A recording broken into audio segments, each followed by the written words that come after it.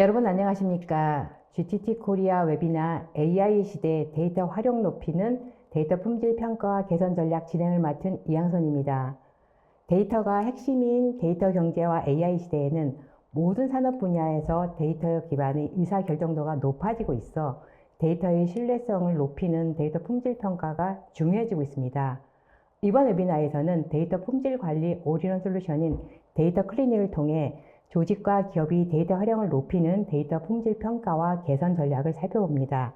오늘 웨비나를 위해 패블러스의 이주행 대표님을 모셨습니다. 대표님 안녕하십니까? 안녕하세요. 네, 소개 부탁드립니다. 네, 저는 인공지능과 데이터를 전문적으로 다루고 있는 스타트업 주식회사 패블러스의 공동 창업자이고 대표를 맡고 있는 이주행이라고 합니다. 저는 이제 창업한 지 한 2년 반 정도 됐고요. 창업 전에는 연구원이었었습니다. 한국전자통신연구원 대전에 있는 에트리에서 23년 정도 저희 공동 창업자 이정원 부대표님이랑 같이 20년 정도 연구원 생활하다가 인공지능 시대, 특히 데이터의 비전을 보고 패블러스라는 회사를 창업하게 되었습니다. 네, 감사합니다. 저 대표님, 오늘 강의는 어떻게 진행하실지 간단히 소개 부탁드립니다. 네, 크게 저희 주제를 한 5가지 정도로 잡아봤는데요. 먼저 인공지능 개발의 동향이 데이터 중심으로 바뀐다는 데이터 센트릭 AI에 대해서 설명을 드리고, 그리고 특히 데이터 품질에 대한 여러 가지 시장의 요구사항들이 있어서 이 부분을 한번 리뷰를 해볼까 합니다. 그리고 이런 데이터 품질에 대한 시장의 요구사항을 대응할 수 있는 어떤 품질 관리 기술이 있는지 오버뷰를 한 다음에 본격적으로 패블러스에서 하고 있는 데이터 클리닉을 소개를 드릴 예정이고요. 그리고 데이터 클리닉을 적용한 사례들을 좀 보여드릴까 합니다. 그래서 진단 리포트의 유형이라든지, 그리고 특히 재미있는 데이터 시각화 도구, 데이터 유니버스에 대해서도 설명드릴까 합니다. 네, 감사합니다. 이번 웨비나는 약 50분 동안의 발표가 진행된 후에 10분의 시청자 질의응답 시간을 갖도록 하겠습니다. 시청자 여러분들께서는 웨비나가 진행되는 동안 궁금하신 사항을 채팅창에 질문해 주시면 됩니다. 몇 개의 질문은 선별해 강의 진행 후에 대표님께 질문을 드리고 답변을 듣겠습니다. 그리고 웨비나에 참여하시고 설문을 남겨주신 분들을 추첨을 통해 경품을 보내드리니 많은 참여 부탁드립니다. 자, 그럼 웨비나를 시작하겠습니다. 저 대표님, 요즘 뭐니 해도 화두가 AI입니다. 생각보다 빨리 AI가 우리 생활에 익숙해지고 있는데요. 그야말로 이 급변하고 있는 상황인데, 그러니까 이러한 기술의 발전 흐름이나 속도를 가늠하면 또 오해나 왜곡 없이 잘 활용할 수 있을 것 같습니다. 자, 우선 가트너와 같은 공신력 있는 기관에서는 AI의 이 발전에서 어떻게 해석하고 있을까요? 네, 저희가 데이터와 AI의 어떤 관계에 대해서 한번 살펴보면 좋을 것 같은데요. 우선 AI의 시대라는 건 여러분들 체감하실 거예요. 하루가 다르게 새로운 재미있는 뉴스들이 나오고 있는데, 그리고 데이터가 결국에는 AI를 만든다는 것도 알고 계시지요. 그래서 AI는 데이터를 학습을 한다. 그래서 이런 것들이 데이터 중심 AI의 키워드가 될 수 있는 거고요. 또 재미있는 거는 재미있는 생성 인공지능들 많이들 경험해 보셨을 거예요. 그래서 AI가 또 다른 데이터를 만들어내기도 합니다. 그래서 저희가 굉장히 재미있는 지금 시대에 살고 있는데요.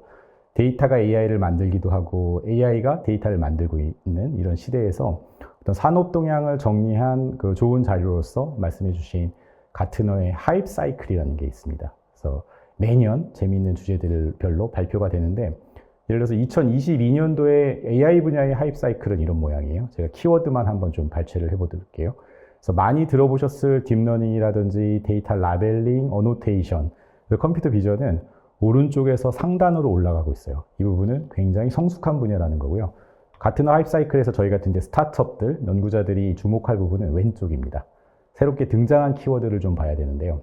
그래서 아래에서 보면 벌써 그때 AGI라는 게 등장하기 시작했고, 데이터 센트릭 AI가 살짝 올라왔고, 그 다음에 파운데이션 모델, 신세틱 데이터, 제너러티브 AI들이 22년도에 피크로 지금 올라가고 있는 그런 상황이었었어요. 그랬을 적에 한 해가 바뀌어서 2023년도죠. 작년. 올해는 아직 24년도에는 하이프 사이클이 안 나왔는데요. 23년도 하이프 사이클을 보면은 저희가 잘 알고 있는 데이터 라벨링, 컴퓨터 비전은 이미 다 산업의 영역으로 올라갔고, 심지어 딥러닝은 사라졌어요. 모두 다 딥러닝을 하고 있다는 얘기가 되겠죠. 그래서 신세틱 데이터는 피크를 찍고 살짝 내려왔고, 파운데이션 모델, 제너러티브 AI는 정말 작년이 피크였다고 저희가 다들 느꼈을 거예요. 그리고 재미있는 거는 데이터 센트릭 AI가 급부상을 했고 그거보다 더 빠르게 AGI라는 영역이 올라갔습니다. 네, 이것이 이제 가트너가 보여주고 있는 데이터 센트릭 AI의 동향이라고 할 수 있겠습니다. 네, AI의 발전의 동향 잘 들었습니다. AI를 데이터 중심과 또는 모델 중심으로 나누고 있는데요. 이 둘이 어떻게 다른지 좀 궁금하고 또 데이터 중심에서는 데이터 품질이 무엇보다 중요할 것 같은데요.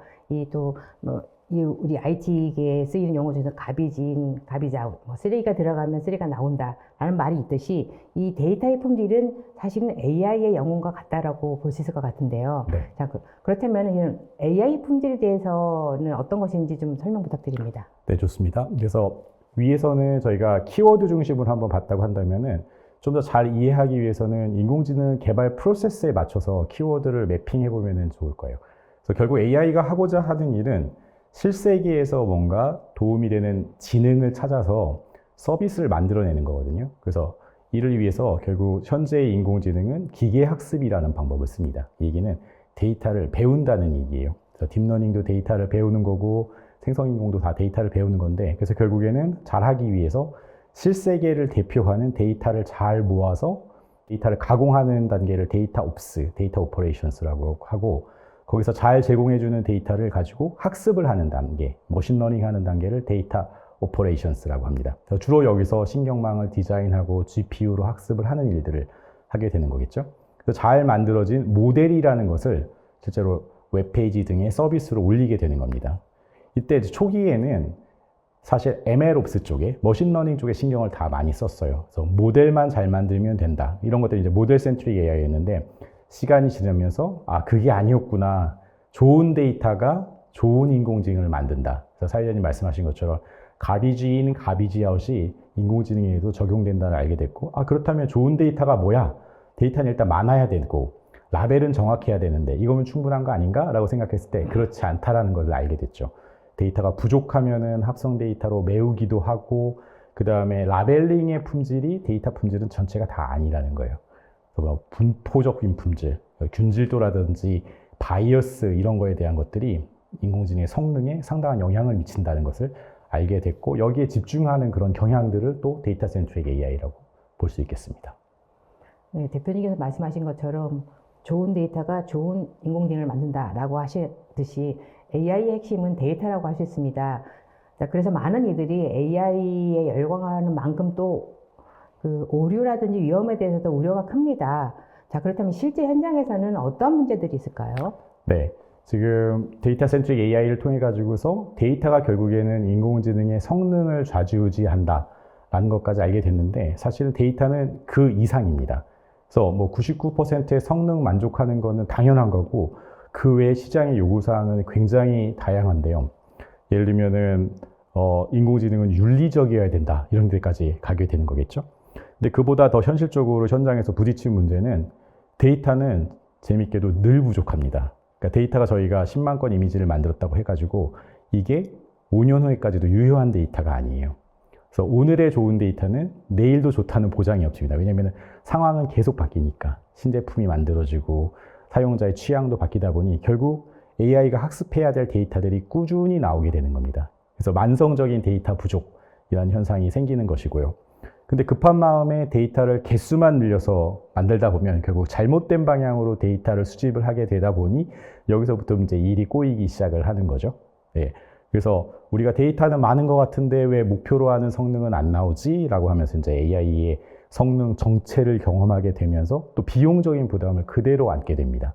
데이터도 많고 우리 모델 학습도 잘 하려면은 결국 굉장히 좋은 GPU 자원을 클라우드에서 계속 써야게 되는데 실질적으로 머신러닝 하시는 분들 입장에서는 이 GPU 자원의 한계에 대해서 굉장히 공감을 하실 거예요. 네, 이런 현장의 문제들이 존재하고 있습니다. 네, 대표님께서 지적해 주신 여러 문제를 또 해결하려면 품질 관리 기술과 관련해서 정부의 적극적인 개입과 관련 전문 인력 양성이 필요할 것 같습니다. 그러니까 실제 정부에서 진행하고 있는 정책이라든지 아니면 또 가이드라인, 그리고 또 산업계에서는 어떤 움직임이 있는지 궁금합니다. 네. 그래서 이런 현장의 여러 가지 문제들이 데이터에 결국에는 기반하고 있다라고 생각을 할 수가 있고요. 다행히 저희 정부에서도 그렇고 외국에서도 그렇고 데이터에 대한 여러 가지 규제와 관리, 시장의 어떤 요구사항들을 수용하는 분위기로 바뀌고 있어요. 굉장히 반가운 소식이라고 할 수 있는데요. 예를 들면 국내에서는 여러 가지 데이터에 관련된 법들이 제정이 되어 왔었습니다.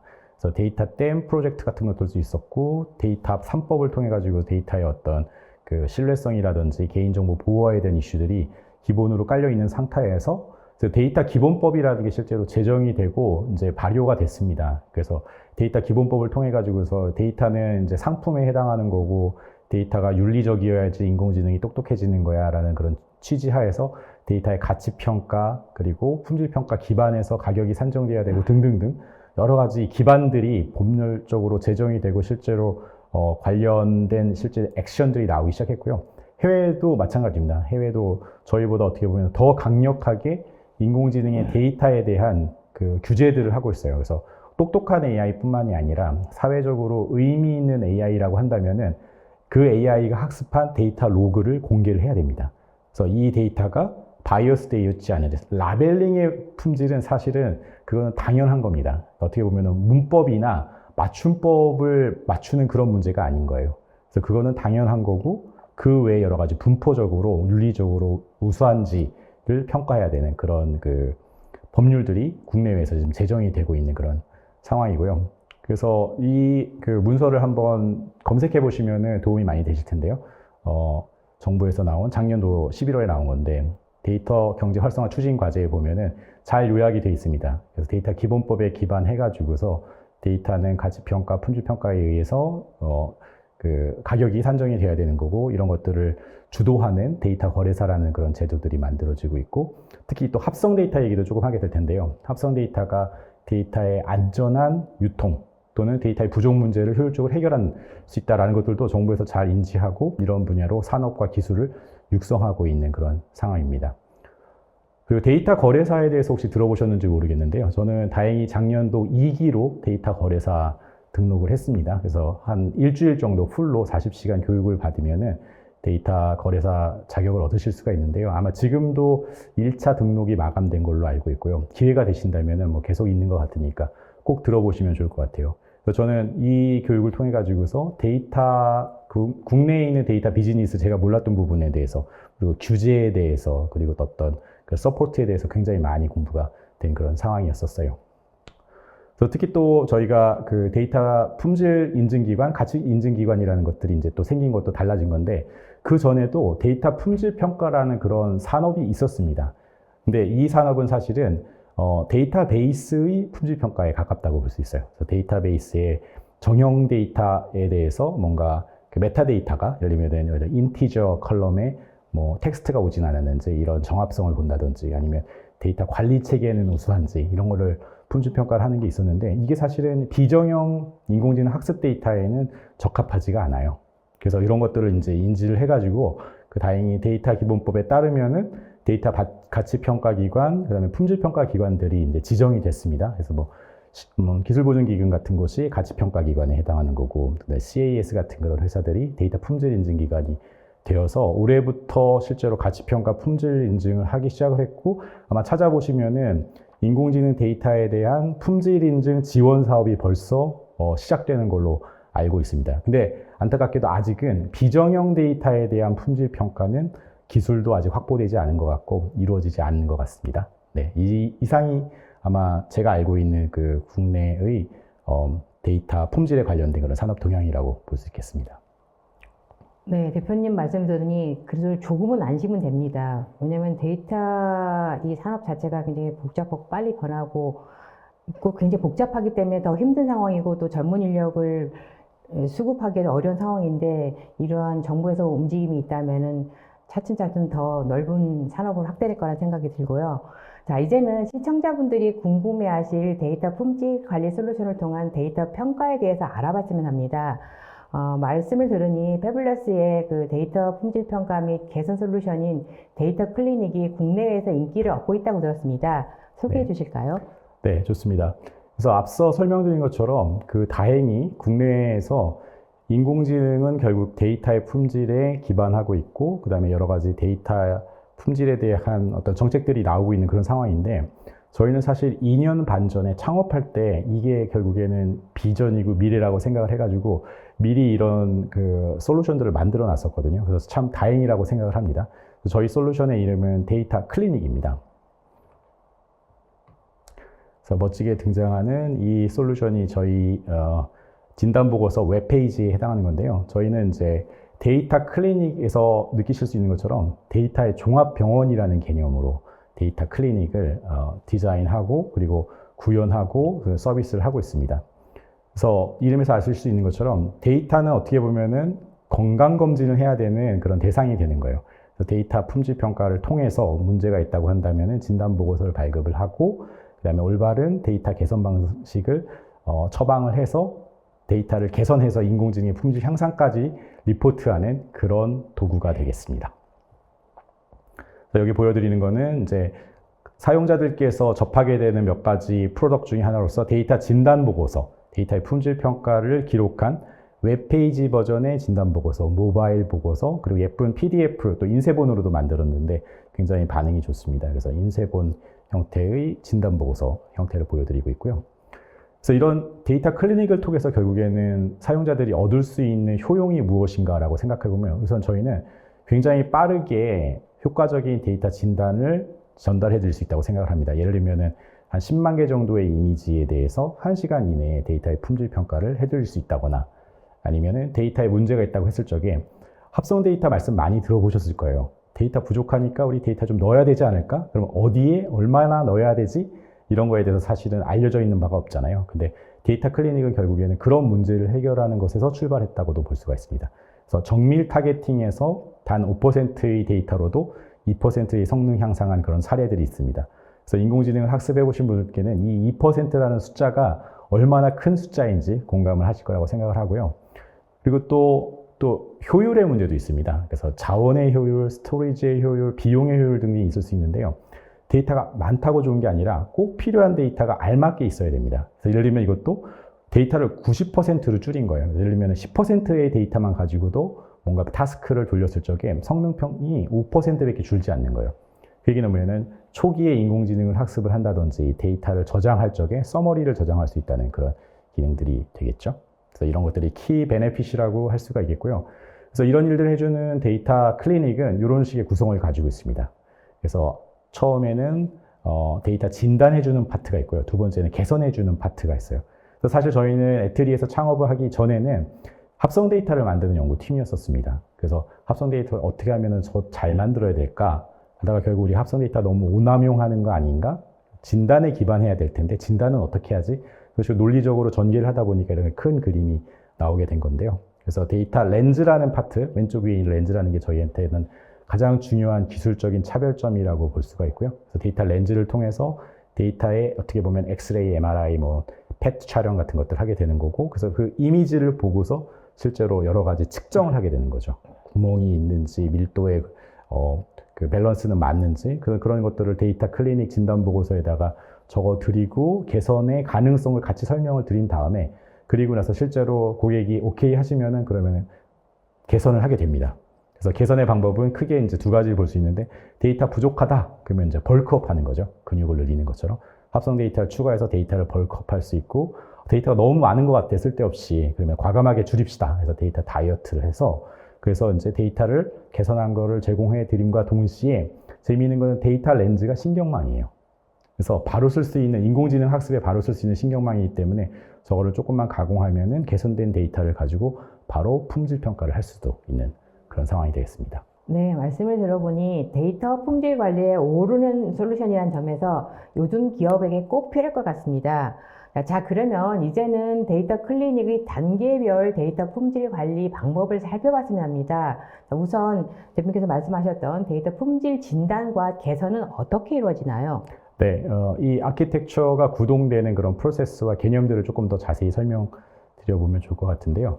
그래서 품질 진단 같은 경우에는 절차적으로 순서가 있기도 하고 또 목적이 다른 경우도 있습니다. 그래서 크게 다른 거는 데이터의 어떤 작업 중립적인 관점이 있고요. 작업 특이적인 관점이 있습니다. 그래서 타스크 뉴트럴이냐 타스크 스페시픽하냐 이런 관점인 건데 또 비유적으로 일단 설명을 드리자면은 저희가 건강검진을 할 적에 기본적으로 매저하는 그런 특징들이 키와 몸무게 등이잖아요. 그래서 이 사람의 키와 몸무게가 정상 범주에 들어가는지를 평가하는 기준이 있다고 한다면 이거는 일반적인 잣대죠. 작업 중립적인 관점인데 이 사람이 유도 선수인지 또는 육상 선수인지에 따라서 그 정상치라는 것이 달라지게 됩니다. 마찬가지로 인공지능 데이터도 마찬가지입니다.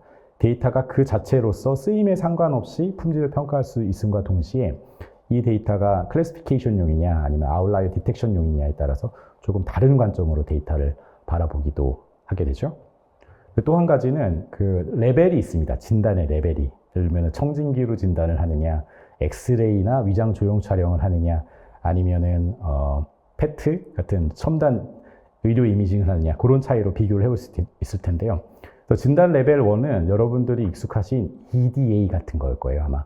메타데이터라든지 어떤 신경망을 전혀 적용하지 않는 상태에서 간단한 컴퓨팅을 통해 가지고서 뭐 정합성을 판단하는 그런 단계가 되겠습니다.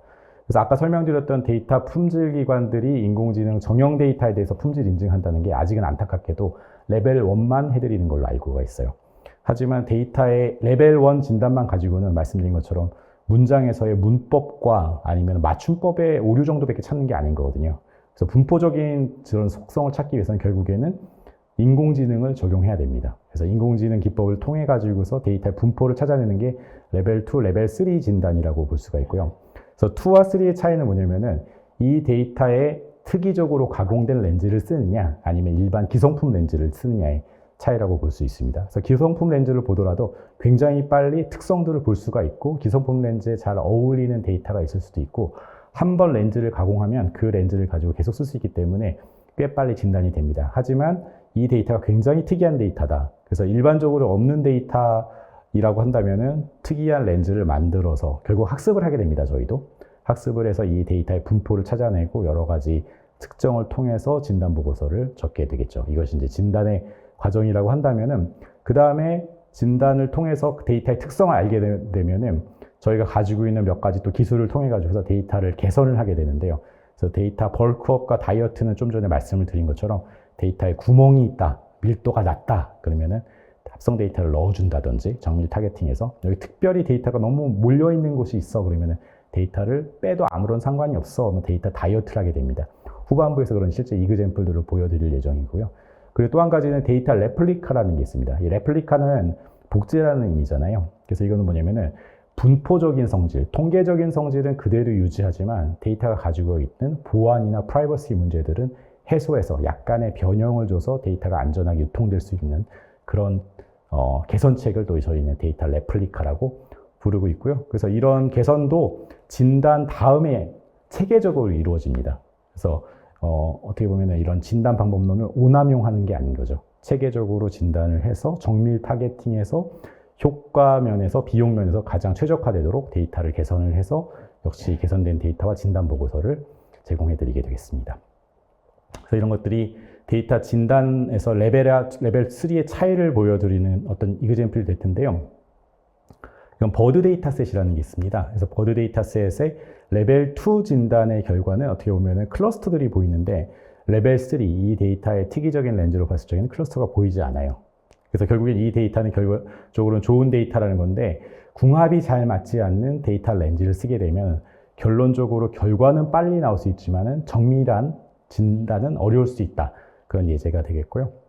그래서 요약하자면은 데이터 클리닉은 데이터 품질 진단에서부터 품질 개선까지 아우른 올인원 데이터 솔루션이고 시스템적으로는 그런 아키텍처를 바탕으로 해가지고서 데이터가 들어오면은 시밀리스하게 자동으로 진단 보고서까지 생성되고 그리고 데이터 개선까지 진행될 수 있는 그런 상황으로 볼 수가 있겠습니다.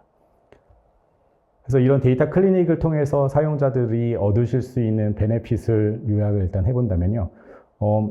데이터 렌즈가 결국에는 신경망이기 때문에 다양한 도메인의 데이터들 그리고 데이터가 이미지냐 아니면 텍스트냐 무슨 시그널이냐 상관없이 진단이 다 가능하다는 거죠. 이게 참 저희는 재미있는 포인트라고 생각을 하고 있고 그래서 데이터 렌즈를 통과한 어떠한 데이터도 사실은 다차원 공간성의 점으로 존재를 합니다. 그래서 그 점들 사이의 거리를 계산하고 밀도를 계산하는 기본적인 절차들이 누적돼 가면서 결국에는 데이터의 분포적인 성질들을 저희가 파악을 하게 되는 거고요. 그래서 그런 분포적인 성질을 파악하다 보니까 결국에는 문제 있는 부분을 정밀 타겟팅해서 효과적으로 합성 데이터를 넣을 수도 있고 또 세 번째 특징으로 보면은 데이터 렌즈가 데이터의 어떤 성격에 영향을 받지 않고 적용 가능하고 말씀드렸는데 특히나 정형 데이터에도 가능합니다. 그래서 이미지만은 가능한 게 아니라 정형 데이터에 대한 품질 평가가 저희는 이번에 시장조사 등등등을 하면서 굉장히 시장이 넓다는 걸 알게 됐어요. 그래서 통계 데이터에 합성 데이터를 잘 만든다든지 아니면은 서로 다른 정형 데이터를 결합하기 위해서 결합성을 평가를 한다든지 그런 것을 위한 어떤 정형 데이터 특화된 진단 개선 방법들도 있고요. 그래서 이런 것들을 통해 가지고 결국 데이터를 효과적으로 줄인다든지 그리고 데이터는 결국 수명 주기를 가지고 진화한다고 말씀드리지 않았습니까? 그래서 효과적인 데이터 진단 관리 체계로도 사용을 하실 수 있는 거고요. 그래서 가장 큰 베네핏은 결국에는 인공지능을 만든 사람들도 있지만 인공지능을 쓰는 사람 입장에서 보면 설명 가능한 인공지능이라는 점에서 가장 큰 베네핏이 될 거라고 생각을 하고 있어요. 결국 이 데이터를 학습한 인공지능이 도대체 무엇을 배우는지를 쳐다본다고 한다면 결국 그 인공지능의 한계와 가능성을 다 볼 수 있다고 그렇게 생각을 합니다. 네, 잘 들었습니다. 대표님 말씀을 들으니 데이터 품질 진단과 또 개선으로 이 고객들은 원하는 결과를 얻을 수 있을 뿐만 아니라 정말로 다양한 이점을 얻을 수 있을 것 같습니다. 자, 그러면 이렇게 얻어진 결과인 리포트는 어떻게 만들어진지 궁금합니다. 사실 AI를 활용한 대부분의 솔루션들이 결과물인 리포트는 굉장히 어렵다고 들었습니다. 자, 그러면 데이터 클리닉은 어떤 리포트를 생성합니까? 네. 실제로 데이터 클리닉의 결과물을 좀 설명을 드릴 차례가 된 것 같은데요. 사실 데이터 클리닉의 결과물은 개선된 데이터이긴 합니다만 그 데이터를 직접 보여드리기는 어려울 테니까 결국에는 데이터 커뮤니케이션 도구로서 저희가 진단 리포트를 굉장히 사용자 프렌들리하게 많이 만들려고 하고 있어요. 그래서 이거는 웹 버전 진단 보고서의 이그젬플입니다. 저희가 한 100여 종 정도의 유명한 인공지능 학습 데이터 셋들을 자동으로 진단을 해서 웹으로 올려두었습니다. 그래서 이 데이터셋은 어떤 것인 거고 그 다음에 레벨 1, 2, 3의 진단 결과는 이러하다라는 것들을 이그젬플들과 함께 이렇게 웹으로 보여드리기도 하고요. 그리고 어떤 경우에는 뭔가 보고나 아니면 프로젝트의 결과물로서 제출해야 될 필요가 있기 때문에 PDF 문서로 만들거나 굉장히 예쁜 레이아웃을 통해 가지고서 인쇄를 해서 드리기도 합니다. 그래서 QR코드 가보시면 아마 샘플 진단 보고서를 받아보실 수가 있으실 거고요. 그래서 진단 보고서는 데이터의 품질을 측정한 진단 보고서가 또 있지만 데이터 합성 데이터가 들어갔다든지 아니면 데이터 다이어트를 통해 가지고 데이터의 품질이 바뀌었을 때 어떤 성격으로 바뀌었는지 인공지능 성능은 어느 정도 향상이 됐는지를 담은 품질 개선 리포트도 있고 그 다음에 두 데이터셋과의 차이를 보여주는 보고서도 있고 그 다음에 주기적으로 이 데이터가 어떻게 진화했는지를 보여주는 수명주기 관리 보고서도 있습니다. 그리고 진단 보고서에는 기본적으로 굉장히 많은 차트들이 담겨져 있죠. 그래서 아마 오른쪽 차트들이 위에 있는 차트들이 가장 많이 보시게 된 차트 중에 하나인데 밀도입니다. 밀도가 뭐냐면은 데이터의 밀도라는 거에서 좀 익숙치 않으실 수도 있겠지만 이번 기회에 좀 친해지셨으면 하는 그런 개념인데 밀도는 내 주변에 비슷한 데이터가 얼마나 많은지 아니면 거리 측정이 가능하니까 이제 그런 개념들이 성립이 되거든요. 그래서 이 데이터 같은 경우에는 버드 데이터셋인 거고 굉장히 균질한 데이터셋의 일종이라고 볼 수 있는 그런 상황이 되겠습니다. 네. 시각화된 데이터로 잘 정리된 리포트는 사실 고객들에게는 큰 도움이 될 것 같습니다. 자, 이제는 시청자분들이 궁금해하실 내용인데요. 구체적인 진단 활용 예를 살펴봤으면 합니다. 이 부분 자세히 설명 부탁드립니다. 네, 좋습니다. 저도 사실 이 진단 보고서를 만드는 그 과정이 정말 재미있는 과정입니다. 고객이 보내주신 새로운 데이터를 받는다는 것은 저희가 새로운 세계를 접하는 것 같은 그런 기분이 드는 거고 다행히 그 데이터가 좋을 수도 있지만 그 데이터가 상태가 안 좋은 경우도 있기 때문에 그런 것들을 또 고객과 디스커션을 하게 되는데요. 이 데이터셋은 캐글에서 여러분들이 쉽게 접하실 수 있는 그런 데이터셋이에요. 그래서 버드 450이라는 데이터셋인 거고요. 450종류의 새를 구별하는 데이터셋인 거고 이미지는 한 7만 장으로 구성이 되어 있었습니다. 데이터도 굉장히 예쁘고 정말 우리가 모르는 새들도 너무 많구나 그런 것들을 알게 되는데요. 그래서 첫 번째 차트들은 그 EDA에 해당하는 레벨 1 진단입니다. 그래서 데이터의 정합성이나 이런 것들은 다 통과했다고 치고 그러면 평균적인 데이터의 이미지는 클래스 와이즈로 어떤지 RGB의 분포는 어떤지 등등등을 살펴보게 됩니다. 그래서 이런 간단한 분석을 통해서라도 뭔가 학습 데이터의 성능을 모니터링 할 수 있다면 도움이 되는 것인 거고요. 근데 이거 가지고는 사실 알 수 없는 게 정말 많죠. 예를 들면은 거리입니다, 바로. 그래서 왼쪽에 있는 거는 특정한 데이터셋과 데이터 샘플과 가장 가까운 데이터 이미지들을 순서대로 보여주는 것이고요. 오른쪽에 있는 것들은 가장 다른 이미지를 보여줍니다. 왼쪽에서 보시면은 상당히 유사한 이미지들이 순서대로 나열되어 있다는 것을 보실 수 있는데요. 이것들은 이제 구글 이미지 검색하고는 좀 다르다고 보실 수 있는 게, 물론 유사한 이미지를 검색이 되긴 하지만 이거는 거리 개념으로 가장 가까운 순서대로, 그러니까 뭔가 숫자적인 의미가 있다는 것이 가장 큰 차이가 있을 수 있고요. 또 오른쪽에서도 보시면은 상당히 다른 이미지들도 같이 보여줍니다. 그래서 이런 것도 흰색 바탕에 나와 있는 어떤 이미지들이라든지, 그래서 이미지 아웃라이어들을 굉장히 쉽게 디텍트 할 수가 있는 거죠. 그리고 이거는 저희가 굉장히 자주 보게 되는 밀도 차트입니다. 그래서 이거는 X축은 샘플링 되어 있는 클래스 12개 정도가 되는 거거든요. 그래서 오른쪽에 있는 Y축은 밀도의 차트입니다. 그래서 클래스별로 밀도가 어떻게 달라지는 것을 보여드리는 건데요. 중간에 있는 주황색 바는 평균 밀도예요. 그래서 평균 밀도가 오른쪽으로 갈수록 살짝 올라가는 그런 데이터 샘플 클래스들의 양상들을 보여드리는 건데요. 그래서 보면은 맨 오른쪽에 있는 클래스가 평균 밀도도 매우 높고, 그리고 상단에 있는 바의 밀도를 보면은 굉장히 아웃라이어로 유사한 이미지들이 많이 있다는 것을 알게 돼서 저 클래스는 굉장히 주목해서 봐야 될 것이다 라는 것을 알게 됩니다. 그래서 데이터 수집 과정 중에서 문제가 있는 것인지, 아니면 저 클래스 자체가 인식하기 어려운 것인지는 직접 보면서 판단할 필요가 있겠죠. 그래서 이것은 데이터의 어떤 분포를 보여주는 건데요. 이거는 단순히 2차원으로 저희가 PCA를 내려서 보여주는 그런 것들이 아니라, 데이터 렌즈의 특성 중에 하나는 이 데이터를 표현하는 가장 최적의 차원을 찾는 문제입니다. 그래서 오늘은 테크니컬 이야기는 하기 어렵고, 아마도 2차 세미나 때 그런 이야기를 좀 더 하게 될 것 같은데요. 그래서 이 버드 데이터셋은 저희의 탐색에 의하면 자동으로 병렬적으로 찾은 결과는 한 30차원으로서 데이터들의 특성들이 보이기 시작하고요. 그래서 30차원에서 모든 계산을 한 다음에 30차원의 벡터를 2차원으로 다시 시각화를 위해서 표현을 한 것입니다. 그래서 보면은 눈으로 보기에는 되게 균질한 것 같지만, 사실 컬러 코딩을 한다든지 아니면은 등고선들을 그려보면서 이 데이터가 얼마나 균질하게 되어 있는지를 알 수 있습니다.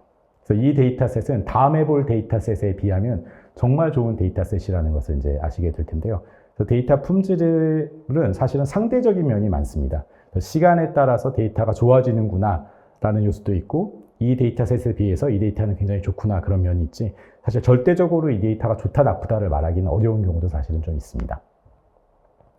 이것은 아까 잠깐 보여드렸던 밀도의 그래프예요. 그래서 밀도에서 빨간색이 존재한다는 것은 굉장히 과밀한 중복 이미지들이 있다는 것인 건데, 보시기에도 굉장히 단순한 색깔대로 되어 있잖아요. 그래서 이 데이터셋은 상대적으로 우수한 밀도 분포를 가지고 있다. 굉장히 고른 이미지를 가지고 있다라고 볼 수가 있고요. 요거는 좀 특이한 차트로인 거고, 패블러스만의 또 그 차트의 특징일 수도 있는데요. X축에 해당하는 것은 데이터의 공간적인 분포입니다. 그래서 원점으로부터의 거리라고 볼 수 있고요. 그리고 Y축은 밀도입니다.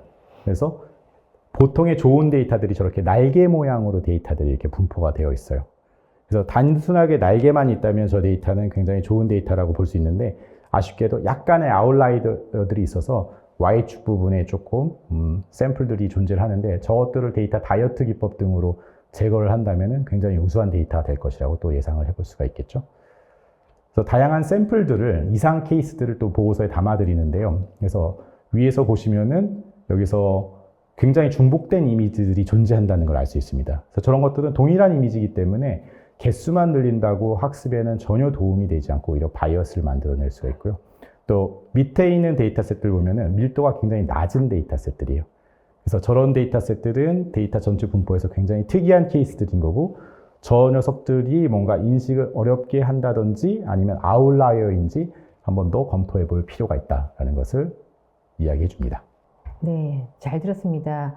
대표님께서 굉장히 아주 중요한 얘기를 많이 해주신 것 같아요. 그래서 데이터 유사성과 밀도, 그리고 다차원적인 데이터 공간적 분표와 밀도를 통한 분석이라는 점이 굉장히 인상 깊습니다.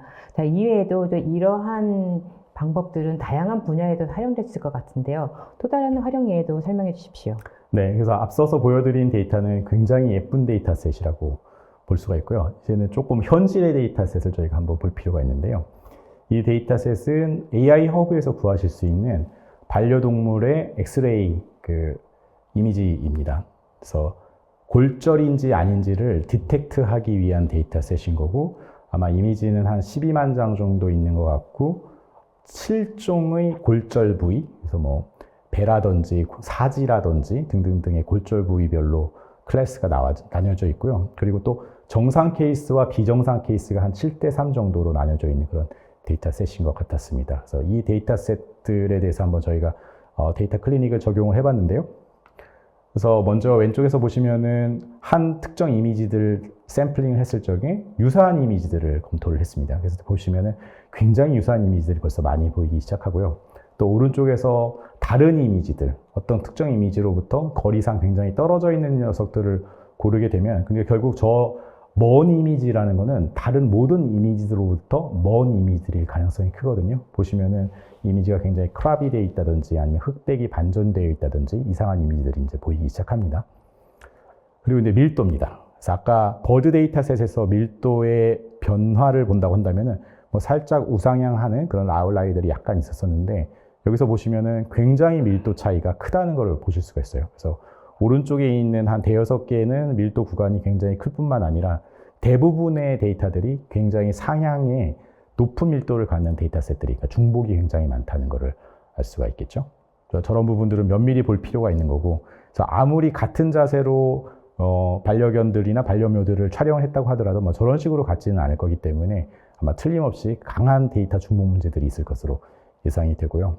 그리고 여기서 보시면은 아까 버드 데이터셋은 굉장히 뭐 노말 분포처럼 하나의 클러스터로 예쁘게 보였었는데, 덩어리들이 좀 보이죠. 이게 뭐냐면은 데이터들 실제로 뭐 고양이인지 아니면은 강아지인지 아니면은 촬영하는 부위에 따라서 그 이미지의 형태들이 다 다르기 때문에 강하게 클러스터링이 되어 있고, 그래서 어떻게 보면은 저 클러스터들을 나눠서 따로 학습하는 게 좋을지도 모른다, 그런 인사이트를 주는 이미지라고도 생각이 됩니다. 그래서 컬러 코딩을 하든 아니면 등고선을 보더라도 굉장히 강한 클러스터들이 보이는 것을 볼 수가 있고요.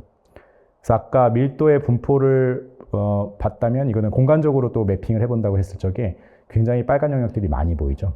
의료 이미지로 본다면 뭐 염증이나 종양 같은 거라고 볼 수 있는데요. 저런 부분들은 과감히 제거를 하고, 만약에 저렇게 제거를 했을 적에 성능에 문제가 없다 그러면은 오케이인 거고, 만약에 저걸 제거해가지고 뭐 성능에 문제가 생겼다 하면은 저것과 유사한 다른 이미지들을 밀도의 분포를 균질하게 하면서 합성 데이터든지 방법으로 추가해 주는 게 좋겠죠. 그래서 아까 날개 같은 이미지 한번 보여드렸었죠. 그래서 공간의 분포와 밀도의 분포가 보통은 날개 형태로 이렇게 균질하게 보여지는데, 저쪽 보면은 위에 굉장히 동그란 덩어리들, 밀도가 높은 공간의 데이터들이 있잖아요. 저 녀석들은 면밀히 보고 과감하게 데이터 다이어트를 해야 될 그런 영역이라고 생각이 됩니다. 그래서 이것은 위에 있는 것들은 밀도가 높은 이미지들, 밑에 있는 것들은 밀도가 낮은 이미지들입니다. 보시면은 눈으로 보기에도 굉장히 동일해 보이는 이미지들이 존재하고요. 밑에서 보면은 뭐 흑백 반전이라든지 굉장히 예외적인 오류 이미지들이 벌써 보이기 때문에 그런 걸 또 요주의 대상으로 면밀히 관찰할 필요가 있겠습니다.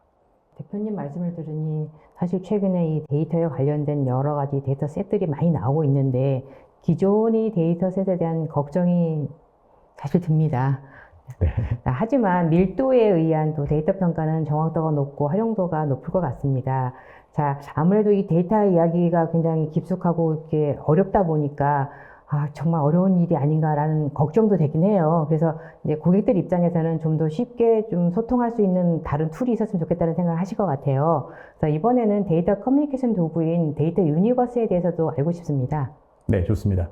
그래서 지금 두 가지 데이터셋을 통해 가지고 각종 차트를 통해서 데이터의 여러 가지 문제점들을 한번 설명을 드렸는데요. 사실은 이것만 가지고도 부족한 경우가 많습니다. 그래서 데이터는 결국에는 굉장히 다차원적인 속성을 가지고 있다는 것과 용량이 너무 많다라는 두 가지 문제점이 있는데, 결국에는 다양한 방식으로 관찰하는 수밖에 없습니다. 물론 이것들의 문제가 있는 부분을 자동으로 찾아낼 수도 있겠습니다만, 저희가 고객과의 커뮤니케이션 아니면은 저희 내부에서 데이터 사이언스 팀과 아니면 데이터 엔지니어링 팀 등등의 어떤 커뮤니케이션을 위해서 저희는 인터랙티브 시각화 도구를 또 하나를 만들었습니다. 왜냐하면 2D로 보는 이미지, 뭐 정적인 3D 이미지 보는 것으로는 부족한 경우가 많거든요. 그래서 저희는 데이터 렌즈를 통과한 데이터는 일종의 데이터의 우주다. 그런 개념으로 데이터 유니버스라는 툴을 만들었고, 이 툴은 데이터를 인터랙티브하게 3차원을 시각해 볼 수 있는 그런 도구가 되겠습니다.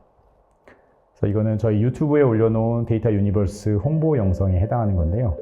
앞부분에 한 30초 정도 살짝 보도록 할까요? 뒷부분에 그 QR코드 링크가 나올 테니까 나중에 한번 더 자세히 보시면 좋을 것 같고요. 그래서 내재적 차원에서 계산된 어떤 근접한 데이터들을 뭐 그래프 클러스터로 보여주기도 하고요. 보기에는 저희가 이제 2차원이나 3차원으로 보여주지만 제가 여러 번 강조해드린 것처럼 사실 실제적인 차원은 뭐 30차원이라든지 50차원이라든지 내재적인 차원에서 데이터들을 관찰하게 됩니다. 그래서 뒷부분에서는 제가 스냅샷 찍은 재미있는 이그젬플들 좀 보여드릴게요. 그래서 저희가 합성 데이터도 굉장히 많이 만들고 있는데 여러분들 인공지능 하시면은 MNIST라는 데이터셋 접하실 텐데요. 저희가 StarMNIST라는 데이터셋을 합성을 한번 만들어 봤어요. 별의 꼭지점의 개수를 세는 그런 데이터셋인데요. 저희가 이 데이터셋을 만들 때는 아까 버드 데이터셋처럼 굉장히 예쁘고 동글동글한 형태의 분포를 만들 거라고 가정을 했었는데 이게 보시기에도 명확하게 두 개의 클러스터들이 이렇게 보이죠. 그래서 윗부분에는 안에가 흰색으로 가득 차 있는 그런 별 모양의 데이터셋, 밑에 부분에는 같은 클래스지만 비어있는 그런 데이터셋들이 존재를 하는 거예요. 그래서 어떻게 보면은 이 두 데이터셋들이 같은 클래스이지만 상당히 다른 양상이 있다라는 것을 실제로 보게 되면은 큰 차이가 느끼게 되는 거고요. 그래서 중간에 보이면은 이렇게 홀이 보이는데 두 클러스터를 나뉘어져 있는 저것도 저 시점에서 보이니까 보이는 겁니다. 그래서 이거를 3차원적으로 다른 시점에서 보면은 또 클러스터가 안 보이기도 하고요. 그래서 인터랙티브한 가시화가 굉장히 직관적으로 데이터를 이해하는 데 도움이 되는 편입니다. 실질적인 데이터를 한번 또 보여드린다면은 이거는 캐글에 있는 OCR 숫자 데이터셋의 분포예요. 그래서 이건 정상적인 케이스입니다. 그래서 산업 현장에서 쓰이는 숫자를 레코그니션하는 정상적인 케이스들, 저런 것들은 잘 인식을 해야 되겠죠. 근데 문제는 또 클러스터링 되어 있는 이런 데이터셋이에요. 그래서 이 데이터셋이 오류인지 아니면 정상 케이스인지는 도메인 전문가들하고 한번 상담을 해봐야 됩니다. 그래서 이런 툴들이 도움이 되는 건데요. 그래서 저게 촬영 과정 중에서 문제가 생긴 오류 데이터면 제거하는 게 맞는 거고, 아니면 현장이 원래 흔들리는 현장이기 때문에 저런 것까지 인식을 해야 된다면 정상 케이스로 볼 수가 있겠죠. 그래서 말씀드린 것처럼 데이터가 정상인지 아닌지는 참 상대적인 이슈가 되겠습니다. 그래서 이 데이터셋은 또 캐글에 있는 좀 아마추어들이 만든 데이터셋인 것 같은데요. 그래서 잉글리시 프리미어 로고를 인식하는 데이터셋이에요. 그래서 굉장히 간단하게 데이터를 어그멘테이션을 했죠. 뭐 로테이션하고 크로핑도 좀 하고, 그래서 저렇게 공간적으로 분포가 되어 있는데 문제가 되는 부분들은 이런 부분들이에요. 그래서 아주 밝은 하얀 부분으로 이렇게 클러스터링 되어 있는 저 부분에 보면은 데이터들이 한 픽셀 차이밖에 없는 그런 데이터셋들로 모여져 있습니다. 그래서 저런 데이터셋은 개수만 차지할 뿐인 거지 오히려 인공지능 성능의 저하를 불러일으키는 밀도가 높은 다이어트의 대상이 되는 그런 데이터셋이라고 볼 수 있겠습니다. 그래서 이렇게 말씀드린 데이터 유니버스는 왼쪽에서 데이터를 분포적으로 볼 수 있는 도구과 실제로 이그젬플을 볼 수 있는 그런 유틸리티들을 제공을 하기 때문에 데이터 사이언티스트하고 그다음에 머신러닝 엔지니어들 사이에서 어떻게 커뮤니케이션을 한다든지 데이터를 모으는 사람들에게 굉장히 좋은 인사이트를 주는 그런 도구라고 생각을 하고 있습니다. 네. 굉장히 다양하고 사실 그 대표님 말씀드리니까 데이터가 굉장히 아름답다는 생각이 듭니다. 복잡할 것 같은데 아름답다는 생각도 드는데 사실 이 아름다움 속에서는 정말 복잡성이 있기 때문에 이 고객들을 괴롭히는 문제가 될 수 있겠지만요. 지금까지 아주 자세한 설명 잘 들었습니다. 데이터 품질 관리 핵심 기술을 정말 조목조목 다 설명해 주셨는데요. 아마 도움이 많이 되셨을 것 같습니다. 자, 그런데 시청자분들이 많이 궁금해 하실 것 같습니다. 이렇게 좋은 데이터 품질 관리의 핵심 기술을 가진 패블러스는 과연 어떤 회사일까라고 궁금해 하실 것 같은데요. 소개해 주실까요? 네. 감사합니다. 아까 사회자님께서 말씀하시길 데이터가 어떻게 보면 좀 아름답다라고 말씀하셨는데 그 아름답다는 거에 저도 충분히 공감을 하고 있고요. 근데 그 아름답다고 느껴지는 거는 저희가 관찰 가능한 상태가 됐기 때문에 아름다운 거라고 볼 수 있겠죠. 그래서 저희는 영어로 표현할 때 Fabulous makes data tangible이라고 표현을 합니다. 관찰 가능하고 만질 수 있게. 그래서 tangible이라는 건 어떻게 보면은 저희는 조약돌 같다고 생각을 하는데 저희 회사 페블러스도 사실은 페블이라는 조약돌에서 유래가 됐어요. 그래서 창업할 때 저희 공동 창업자하고 우리가 모래알 같은 데이터를 조약돌처럼 이렇게 꼭 질 수 있는 데이터처럼 만들어서 고객에게 전달하자.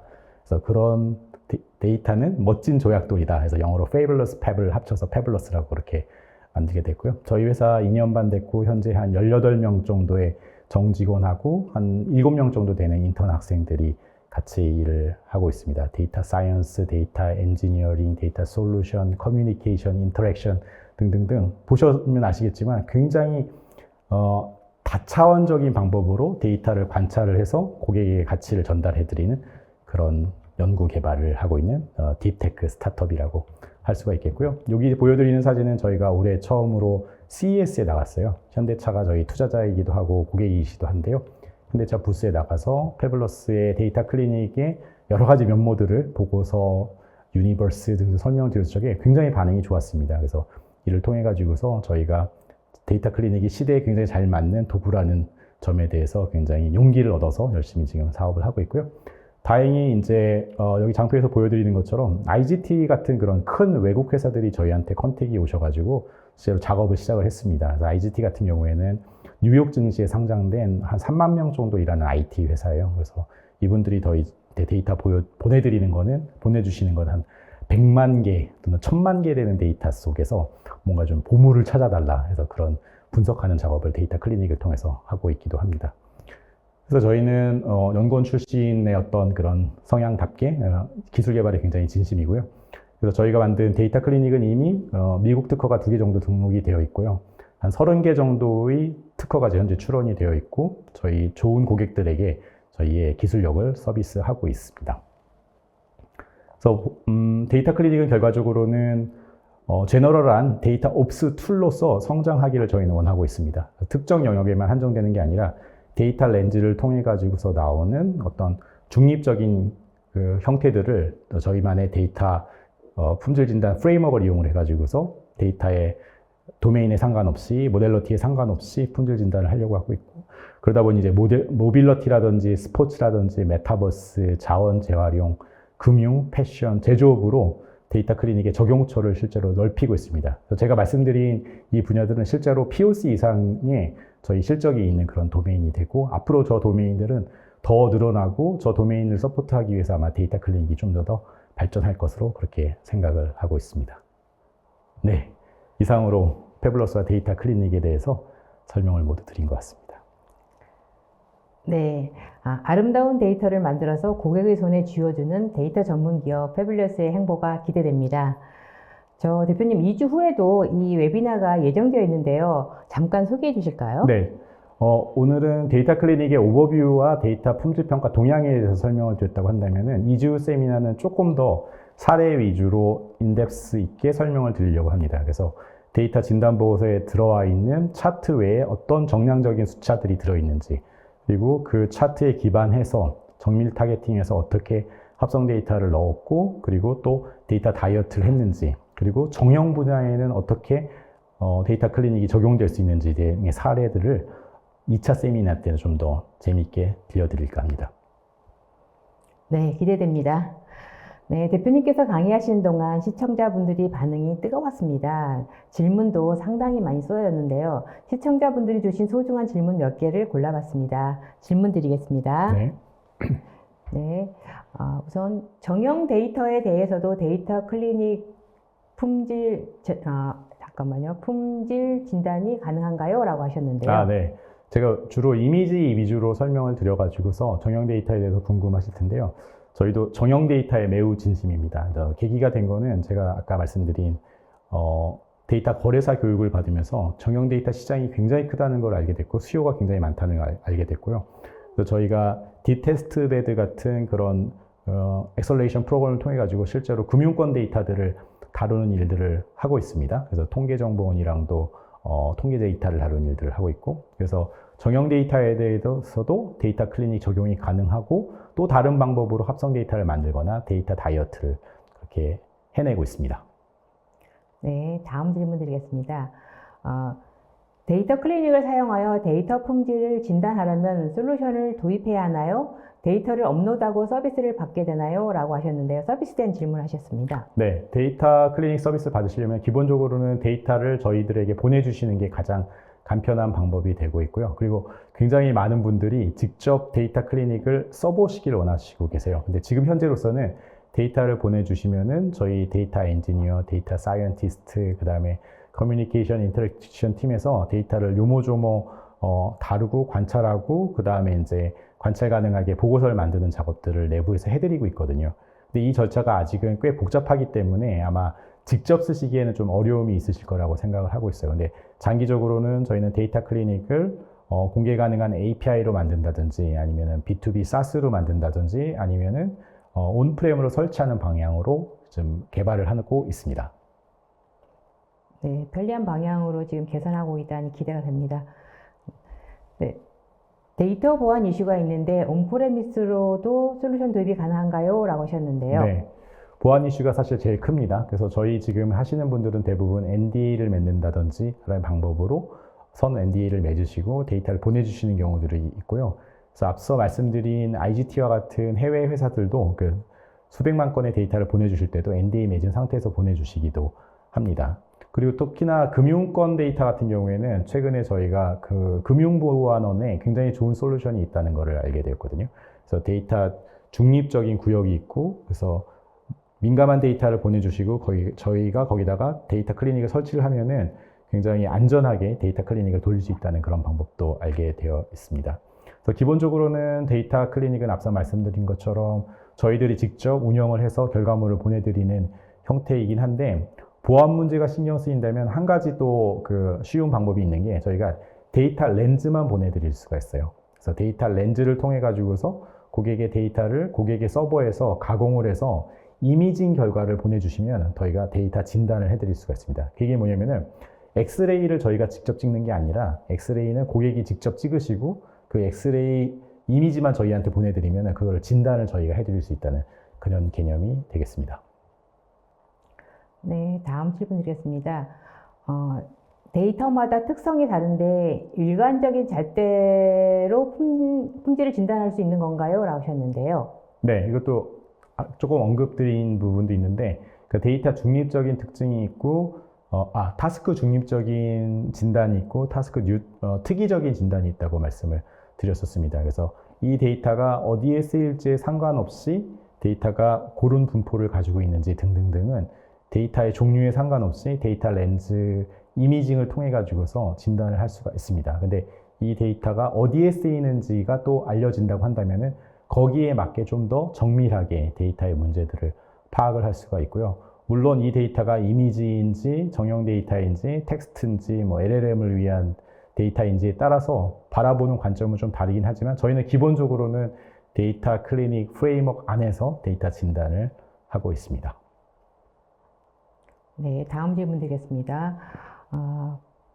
품질 진단 이후 품질 개선은 어떤 절차로 진행하게 되나요? 라고 하셨습니다. 네, 품질 진단이 항상 선행합니다. 왜냐하면 저희는 개선 방법이 오남용되는 것은 굉장히 효율에서 문제가 있다고 생각하기 때문에 품질 진단 이후에 진단 보고서의 결과에 그대로 따라서 문제가 있는 영역을 찾게 됩니다. 그래서 밀도가 어떤 기준치 이상으로 높다고 한다면 그 부분을 과감하게 제거를 한다든지 아니면은 밀도가 기준치 이상으로 낮다라고 하면 그 기준치도 물론 고객과의 상담을 통해 가지고 결정하기도 하고 아니면 자동으로 결정하기도 합니다.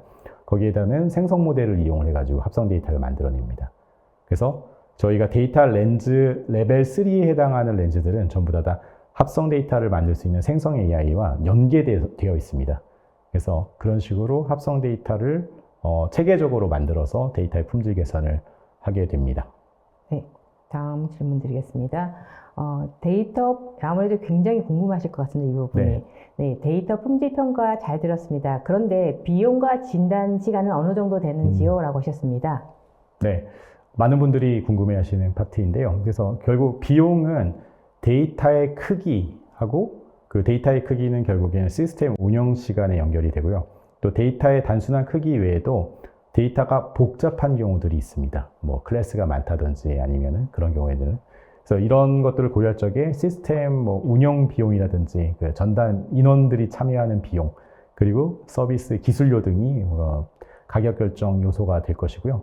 그러니까 기본적으로는 데이터의 용량, 그리고 어느 경우에는 커스텀 렌즈가 들어갑니다. 그래서 레벨 3 같은 경우에는 커스텀 개발을 하게 되기 때문에 레벨 2보다는 비용이 조금 더 올라가게 되는 거고, 그리고 또 어떤 경우에는 굉장히 성숙한 인공지능 또는 데이터 사이언스 팀을 가지고 계신 분들도 있어요.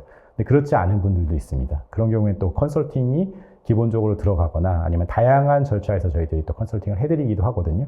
그래서 거기에 따라 달라지기도 하고, 또 진단 보고서도 그냥 외부로 보실 건지 아니면 PDF 인쇄를 하실 건지에 대해서 조금 더 달라지기도 하고, 그리고 나서 개선까지 하신다고 하면은 개선의 어떤 복잡도나 난이도에 따라서 이렇게 계산이 될 수 있기 때문에, 그래서 저희가 합리적인 그런 가격 산정 체계를 가지고 있기 때문에 부담 없이 저희들에게 상담을 주시면은 그 가격 비용들을 말씀드릴 수 있을 것 같고요. 그래서 가장 시간에 있어서 바틀리게 되는 거는 GPU 사용 시간입니다. 그래서 기존의 레벨 2 렌즈를 쓴다면은 뭐 수십 분 안에 끝날 수 있는 거고요. 근데 특이적인 렌즈를 수십만 건의 데이터들에서 하겠다 그러면은 하루에서 일주일 정도 학습 시간이 또 들은 그런 케이스들도 있습니다. 네, 한 가지 제가 궁금한 게 네. 하나 드려도 될까요? 네. 지금 사실 많은 기업들이 데이터의 문제로 굉장히 고민이 많거든요. 그리고 또 우리가 가지고 있는 본인들의 데이터가 정말 이게 맞는 데이터인지도 잘 판가름이 안 될 경우가 많을 것 같아요. 자, 그렇다면 이 기업들이 만약에 데이터 클리닉을 이용하게 된다면 뭔가 또 어떤 준비 사항이 필요한 것인지, 준비를 해야 된다면 어떤 것들이 준비가 되는지 말씀해 주시죠. 우선 저희하고 한번 미팅을 해보시면은 제일 빠르게 상담을 드릴 수 있을 것 같고요. 그래서 어떤 데이터가 가지고 계신지를 설명을 주시면 저희가 100여 건 이상의 데이터들에 대해서 진단을 해본 경험들이 있기 때문에 가장 유사한 데이터를 한번 보여드릴 것 같아요. 이런 식으로 진단이 이루어집니다. 그리고 만약에 진단을 하시겠다고 한다면은 저희가 가장 빠르게 할 수 있는 데이터의 형태들이 있습니다. 그래서 그 형태들을 알려드리면 거기에 맞춰서 데이터를 주시거나, 아니면 그것도 어려우시다 그러면 있는 그대로 안전한 서버에다 올려주신다든지 링크를 보내주신다고 하면은 저희가 커스텀으로 뭔가 작은 모듈을 만들어서 데이터 전처리를 하고 그 다음에는 자동으로 데이터 클리닉을 돌릴 수 있을 것 같습니다. 네. 기업 입장에서는 데이터를 가지고 있으면은 우리 패블레스가 그런 과정들이 어떤 것들을 다 이렇게 안내를 해주시고 그 다음에 그 분석까지 가능하시다는 말씀이신 맞습니다. 거죠? 그러니까 병원에 가시면은 먼저 이제 상담 실장님이랑 상담을 하시잖아요. 내가 대략 이런 문제가 있는 것 같다 그러면 이제 실장님이 뭔가 이러한 진단 체계가 있고 뭐 비용 체계, 시간이 있으니까 선택이 가능하십니다. 사례도 좀 보여드리고 성공 케이스 똑같습니다. 그래서 저희들도 설명을 드리고, 그래서 먼저 샘플 데이터를 보내주시는 경우들도 있어요. 작은 데이터들에서 먼저 적용을 해보고 실효성이 느껴지신다 하면은 큰 규모로 확장하는 것도 가능합니다. 네, 기업의 입장에서는 안심할 수 있다는 말씀이시라고 알아듣겠습니다. 네, 걱정 안 하셔도 될 것 같습니다. 네, 웨비나 동안 쏟아지는 질문에 성의껏 답변해 주신 대표님께 감사드립니다. 네, 방송 후에는 설문을 남겨주신 분들을 추첨을 통해 경품을 보내드리겠습니다. 저 대표님 끝으로 오늘 웨비나 진행 소감 부탁드립니다. 네, 굉장히 좋은 환경에서 매끄러운 진행과 함께 저희 데이터 클리닉 소개해 드릴 수 있어서 굉장히 기뻤고요. 사실은 이 웨비나 1차 또 2차 거치면서 관심 있는 분들이 부담 없이 질문을 주시면 저희가 또 성심성의껏 응대를 해드리도록 하겠습니다. 그래서 저희에게 부족한 게 있다면 기능을 추가를 하는데 노력을 할 것이고요. 그리고 또 제한이 있으시다고 한다면 저희와 협업 파트너로서 한번 일을 해보셔도 좋을 것 같고요. 그래서 이런 웨비나를 통해서 저희 외연도 확장하고 새로운 고객을 만날 수 있는 그런 상황이 될 거라고 예상이 되기 때문에 너무 좋았던 것 같습니다. 감사합니다. 네, 이상으로 GTT 코리아 GTT쇼 AI 시대 데이터 활용 높이는 데이터 품질 평가와 개선 전략 웨비나를 마치겠습니다. 오늘 웨비나 영상은 일주일 후에 GTT쇼에 업로드되오니 참고하시기 바랍니다. 또한 오늘 웨비나에 이어서 2주 후에 5월 30일 오후 2시 업무와 비용 효율을 높이는 산업별 유형별 데이터 품질 평가 및 개선 사례 웨비나가 진행됩니다. 보다 구체적인 상황별 데이터 품질 관리 방법을 찾고 계신 분들께 도움이 되실 것입니다. GTT쇼는 계속해서 유익한 웨비나 방송으로 시청자 여러분들을 찾아뵙겠습니다. 시청해주신 여러분 고맙습니다.